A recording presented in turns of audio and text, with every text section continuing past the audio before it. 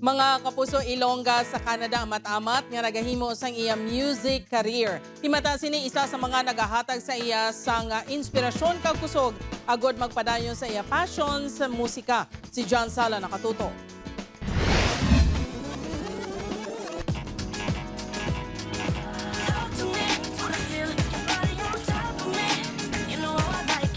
Smooth beat, rhythm nga sigurado masaot kagid sang chill kag cool moves.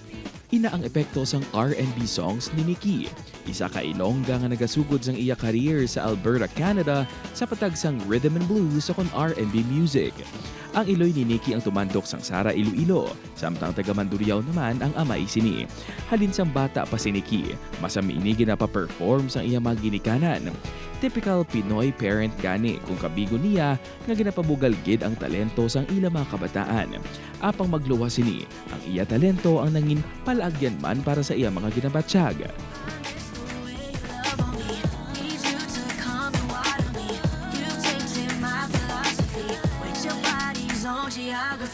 I felt like there really wasn't any other way I was comfortable expressing myself other than through writing songs or writing lyrics and stuff like that.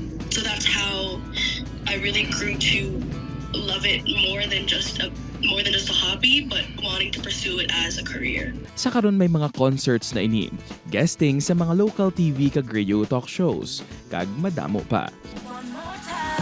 Gani advice sini sa mga Ilonggo nga yaraman sa ibang nga lugar o kung basta may mga handom lang sa kabuhi. Sundon ang ginasinggit sang tagipusoon, ilabi na para sa pagpasangkad sang talento. Don't let being not from the Western world hinder you. Nowadays, music is becoming so much more diverse. So really be proud of your Filipino roots, of your Ilongga roots, and don't be afraid to showcase it.